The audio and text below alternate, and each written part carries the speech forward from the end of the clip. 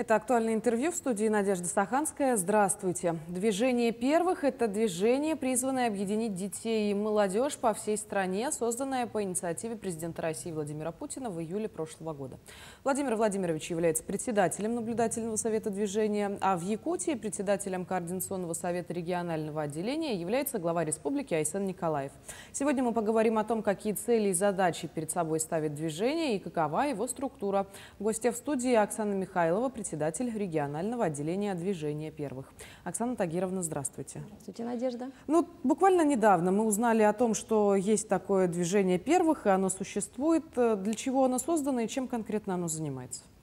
Общероссийское общественно-государственное движение детей и молодежи, вы уже сказали, создано по инициативе самих детей. Это произошло в прошлом году, летом, во Всесоюзном детском центре «Артек». Идея была поддержана главнокомандующим нашей страны, и в результате мы приняли федеральный закон 261 о российском движении детей и молодежи. Сейчас во всех субъектах Российской Федерации федеральные структуры работают, создается структура региональных отделений, в том числе и в Республике Саха-Якутия. А чем структура эта занимается? Она воспитывает детей или это как кружки доп. Образования или что в себе? Это не дополнительное образование, это содействие в проведении обновленной государственной политики в деле воспитания в интересах детей и молодежи. Участниками движения первых становятся дети от 6 до 18 лет. И не только школьники, но и студенты, обучающиеся вузов и средних образовательных учреждений. Получается, можно считать, что воспитательная функция от школ переходит к движению первых? Ни в коем случае. Мы не вместо школы, и тем более не вместо семьи, а вместе с родительской, с педагогической общественностью формируем традиционные российские ценности, занимаемся патриотическим воспитанием, занимаемся активной профориентацией наших детей, школьников, молодежи. А вот учитывая, что перед детьми и молодежью открываются новые возможности, если они вступают в движение первых, означает ли это, что со временем членство в движении первых станет обязательным? Я не думаю, потому что и в уставе, и в федеральном законе принцип добровольного участия в движении, в проектах движения первых обозначен конкретно. А сколько детей и молодежи уже охвачено, хотя бы у нас в республике? В республике порядка 10 тысяч уже зарегистрировались на федеральном сайте будьдвижение.рф. Из них 6 тысяч уникальные участники наших проектов. Они уже, скажем так, в статистику зашли по республике Саха-Якутия. Я скажу больше. У нас есть понятие коллективных участников движения первых, единого движения первых. Это те детские, молодежные общественные объединения, которые уже ранее были юнармия, российское движение школьников, большая перемена. Это все коллективные участники, поэтому консолидировано, конечно, количество детей и молодежи, участники движения, их гораздо больше. А вот региональное отделение движения первых у нас в республике находится в Якутске. Аппарат регионального отделения находится у нас по адресу Орджоникидзе, 8, ГАВС, со стороны киоска «Торт», и поднимаетесь на второй этаж и спрашиваете здесь движение первых. Во всех муниципальных районах территориально мы создаем местные отделения. Вот об этом я и хотела вас спросить, как получается охватить все районы и даже, например, какие-то труднодоступные населенные пункты республики, где мало о чем слышали вообще ребята в своей жизни. В муниципальных районах будут созданы везде местные отделения движения первых. 33 местных отделения уже функционируют. Мы пока не дотянулись только до Верхнеколымского, Нижнеколымского и Омиконского района. Эта задача до конца календарного года будет выполнена. 36 муниципальных районов мы открываем, местных отделений открываем. Самое первое, кстати, местное отделение городского округа город Якутск было открыто 7 февраля этого года с участием Илдархана, главы Айсена Сергеевича Николаева. Он зарегистрирован в категории наставник движения. Все главы муниципальных районов становятся нашими наставниками. Мало того, они возглавляют координационные советы по развитию местных отделений. Скажите, Оксана Тагировна, вот вы отметили, что вступить в движение первых можно благодаря тому, что заходишь на сайт, заполняешь форму и уже становишься участником. А вот как взаимодействие идет между муниципальными отделениями по районам и с главным аппаратом регионального отделения? Это все тоже благодаря интернету или будут ли какие-то собрания между руководителями, чтобы обсуждали какие-то общие проблемы, приходили к выводам? Надежда, сеть регионального отделения – это не только 36 местных отделений, это первичные отделения движения первых, которые создаются во всех общеобразовательных школах, на базе учреждений дополнительного образования детей, в вузах, в средних профессиональных образовательных учреждениях.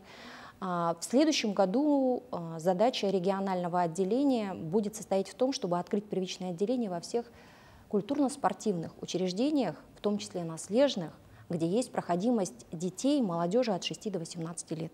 А помимо этого есть еще какие-то планы на будущее? У нас планы громадье. Планы есть на неделю. Мы проводим, допустим, сейчас, в текущей неделе, чемпионат по оказанию первой помощи. В планах на следующую неделю проведение смотра конкурса школ, носящих имена героев. Планы на ближайший год, я уже сказала, во всех образовательных учреждениях открыть первичное отделение. И есть планы даже, наверное, на ближайшие 10 лет. Вот могу даже про это сказать. Да.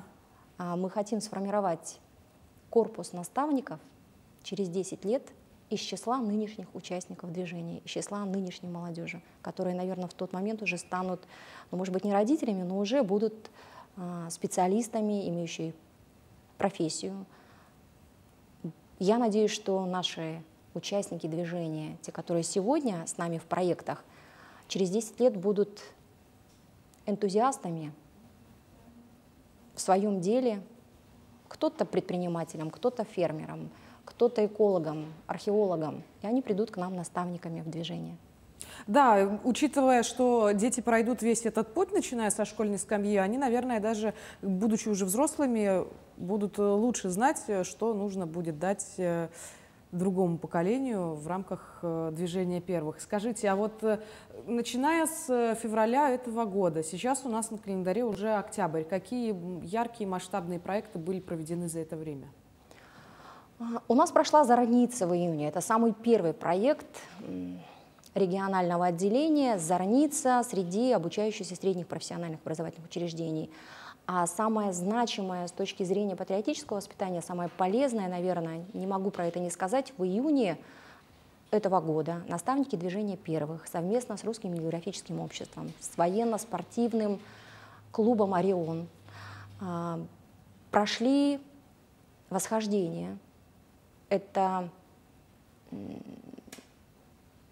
туристическое восхождение на горы 4-й категории сложности в Усть-Майском районе, в результате чего были открыты новые географические точки, которые скоро появятся на мировых картах.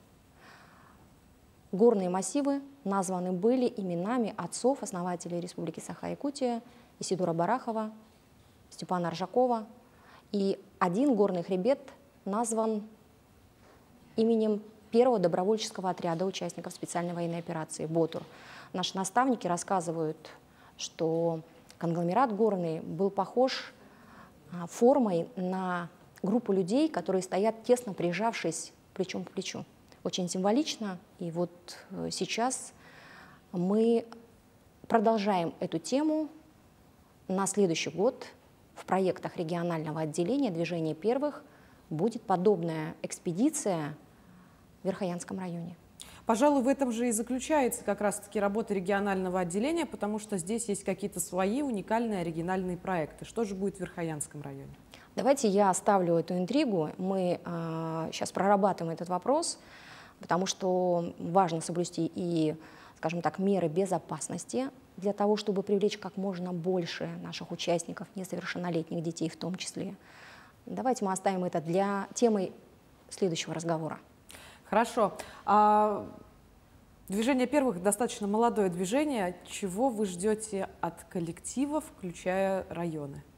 Каким должен быть наставник этого движения? Вот я уже про это говорила. Энтузиаст, он должен гореть мечтой и уметь передать эту мечту следующему поколению. Ну и в завершение нашей с вами беседы, возможно, у вас есть какие-то пожелания для наших телезрителей? Есть. В преддверии Дня учителя я хочу предложить всем зрителям, кто сегодня слышит меня и смотрит, принять участие в акции в социальных сетях «Расскажи о первом учителе». Специалисты регионального отделения движения первых Республики Саха-Якутия активно в этой акции принимают участие и рассказывают о своих учителях.